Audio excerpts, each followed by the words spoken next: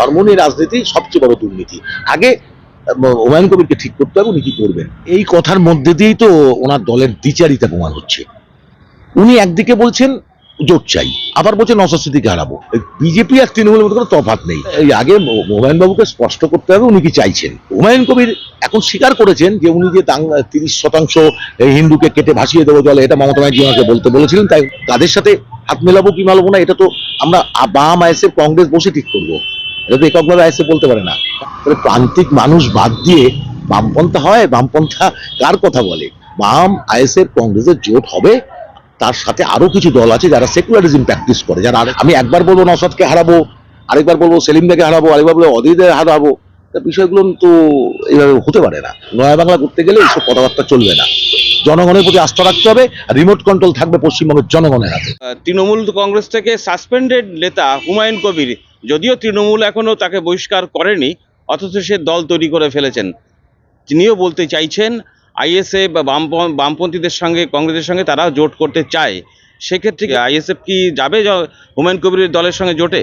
আমি আপনাকে একটা কথা বলি, তৃণমূলের সাসপেন্ডেড নেতা আর তৃণমূল থেকে বহিষ্কার, এগুলোর না ওটা বিজেপি আর তৃণমূলের মধ্যে যাতায়াত দীর্ঘদিন ধরে। আপনি দেখেছিলেন তো রাজীব বন্দ্যোপাধ্যায় কোথায় চলে গেছিলেন, মুকুল রায় ভালো বলেছিলেন, জানেন তো মুকুল রায় এখনো বিজেপির এমএলএ ছিলেন, এখনো কিন্তু বিজেপির এমএলএ উনি। তা স্বাভাবিক কারণেই বিজেপি আর তৃণমূলের মধ্যে কোনো তফাৎ নেই। আগে মুকুল রায়, আগে হুমায়ুন বাবুকে স্পষ্ট করতে হবে উনি কি চাইছেন। কারণ ওনার দুটো কথা কিন্তু আমি মানতে পারছি না। সেটা হচ্ছে কি, উনি বলছেন আমি ক্ষমতায় একটা লেগ হব, একটা ঠ্যাং হব। মানে আজকে যদি বিজেপি ক্ষমতা আছে তাহলে বিজেপির সাথে সাথ দেবো, যদি তৃণমূল ক্ষমতা আছে তাহলে তৃণমূলের সাথ দেবো। তাহলে উনি আগেই চিন্তা করছেন যে তৃণমূল নয় বিজেপি ক্ষমতায় আসবে। এটা কিন্তু একটা নেগেটিভ সাইন, একদম নেগেটিভ সাইন। আর আমরা বলছি তৃণমূল বিজেপি ক্ষমতায় আসবে না এমন শক্তি তৈরি করতে হবে। তাহলে উনি সেই শক্তির সাথে হাত মেলাবে কিনা আগে একদম পরিষ্কার ওনাকে করতে হবে যে না, তৃণমূল বিজেপি দুটোকে হাঁটাতে গেলে নতুন শক্তির জন্ম করতে হবে। এটা কিন্তু উনি বলছেন না, ভালো করে বুঝবেন। এক, দুই, হুমায়ুন কবির এখন স্বীকার করেছেন যে উনি যে 30% হিন্দুকে কেটে ভাসিয়ে দেবো জলে, এটা মমতা ব্যানার্জি ওনাকে বলতে বলেছিলেন। তাই উনি বলে মানে অন্তত হুমায়ুনকে, এই অধীর চৌধুরীকে আর সেলিমদাকে হারানোর জন্য করেছেন। কিন্তু তাহলে আজকে উনি কি চাইছেন? দেখুন, সেকুলার স্টেট আমরা মনে করি, আমরা ভারতীয় এবং আমরা সেকুলারিজম প্র্যাকটিসটা করি পরিষ্কারভাবে, ধর্ম নিয়ে রাজনীতি করি না। উনি কি ধর্মে নিয়ে আবেগ ভাসিয়ে রাজনীতি করছেন, এটা ক্লিয়ার করতে হবে। যদি ধর্মীয় আবেগ নিয়ে রাজনীতি করেন তাহলে আমাদের ভাবতে হবে।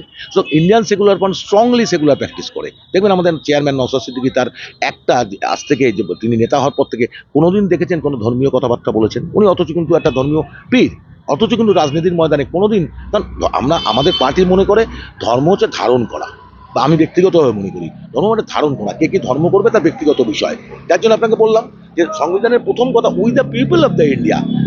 আমি ভারতীয় জনগণ, ভারতীয় জনগণের মধ্যে কে কোন ধর্ম করবে সংবিধানে লেখা আছে, তার ব্যক্তিগত ব্যাপার। এটা একদম আর্টিকেল 26 এর স্পষ্ট বলা আছে, ধর্মচয়ন করবে। কিন্তু সেটা রাজনীতির ময়দানে আনলে ধর্ম নিয়ে রাজনীতি সবচেয়ে বড় দুর্নীতি।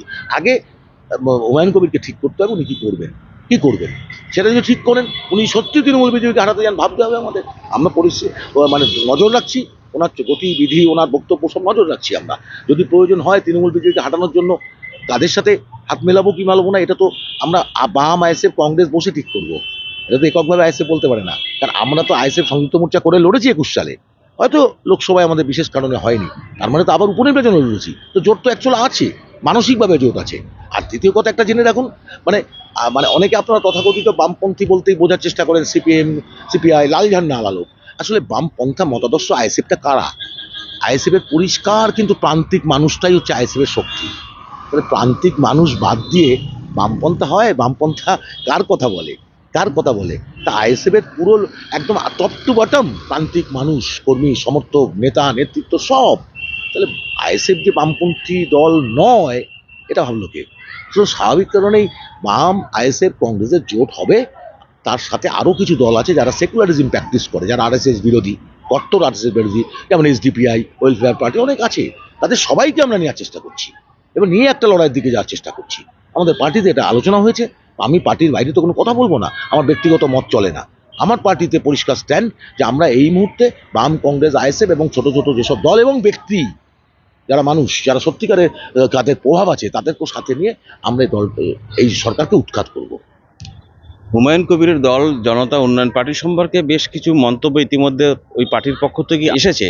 সেটা হচ্ছে, একদিকে যদি জোট হয় হুমায়ুন কবিরের হাতে রিমোট কন্ট্রোল থাকবে, আর যদি জোট না হয় সেক্ষেত্রে বিশেষ করে নওশাদ সিদ্দিকীকে হারাবার জন্যে জনতা উন্নয়ন পার্টির পক্ষ থেকে, অর্থাৎ হুমায়ুন কবিরের দলের পক্ষ থেকে ভাঙড়ে এক বলিষ্ঠ প্রার্থীকে দাঁড় করাবে, যার ফলে সেখানে বিজেপি জিতে যেতে পারে, নওশাদ সিদ্দিকী হেরে যেতে পারে। দেখেন, এই কথার মধ্যে দিয়েই তো ওনার দলের দ্বিচারিতা প্রমাণ হচ্ছে। উনি একদিকে বলছেন জোট চাই, আবার বলছেন নওশাদ সিদ্দিকীকে হারাবো। তাহলে নওশাদকে তো অভিষেকও বলছে হারাবে, সবাই বলছে হারাবে, তাহলে বোঝা যাচ্ছে নওশাদ ইজ ফ্যাক্টর পশ্চিমবঙ্গের মাটিতে। তো দেখুন, নওশাদ ভাইকে হারাতে কেউ পারবে না। আর এইসব কথা বলে লাভ নেই, কে কি বলছে আমরা যদি সবার উত্তর দিই তাহলে তো আমার আলো সে আলোকিত হয়ে যায়। আমি কারো নাম উচ্চারণ করতে চাই না। তিনি দল করেছেন, তার অনেক কিছু মতামত থাকতে পারে, তবে স্বচ্ছতার সাথে জোট করতে গেলে স্বচ্ছতার সাথে জোটটা করতে হবে, এবং সেখানে কোনো রাগঢাক দেখে চলবে না। একটা ওপেন প্ল্যাটফর্মে এসে বলতে হবে পরিষ্কার কথাবার্তা। আমি একবার বলবো নওশাদকে হারাবো, আরেকবার বলবো সেলিমদাকে হারাবো, আরেকবার বলবো অধীরদের হারাবো। তা বিষয়গুলো তো এইভাবে হতে পারে না। আমার একদম শেষ প্রশ্ন, জনতা উন্নয়ন পার্টি সবে মাত্র মাসখানেক বয়স হয়েছে পার্টির, এখন দাবি করছে তারা যদি জোট হয় জোটের রিমোট কন্ট্রোল হুমায়ুন কবিরের হাতে থাকবে, আপনারা কি মানবেন? মানে উনি কোন রিমোট কন্ট্রোল? যেমন আইপ্যাক তৃণমূলকে চালায়, উনি কোন কোন জোটের রিমোট কন্ট্রোল হবে? এইসব কথাকে গুরুত্ব দিই না একদম। উনি বলছেন, ওনাকে উত্তর দিন। আমরা সব রিমোট কন্ট্রোল থাকবে জনগণের হাতে। আমরা সেই রাজনীতি করি, সেই রাজনীতি বিশ্বাস করি। রিমোট কন্ট্রোল যদি জনগণের হাতে না থাকে, এটা যদি কোনো ব্যক্তির হাতে থাকে, তাহলে সেখানে দেশের উন্নতি হবে না। আর সে ব্যক্তি যদি একেবারে মানে পুরো মানে ধর্ম নিয়ে রাজনীতি করতে আসেন, তাহলে তো আরও উচ্ছন্নে যাবে বাংলাটা। আমি একটু আগে আপনাকে গান গেলাম না, যে বাংলাটাকে আমরা বদলাতে চাই, নয়া বাংলা করতে চাই। নয়া বাংলা করতে গেলে এইসব কথাবার্তা চলবে না। জনগণের প্রতি আস্থা রাখতে হবে, আর রিমোট কন্ট্রোল থাকবে পশ্চিমবঙ্গের জনগণের হাতে। অনেক ধন্যবাদ সময় দেওয়ার জন্য।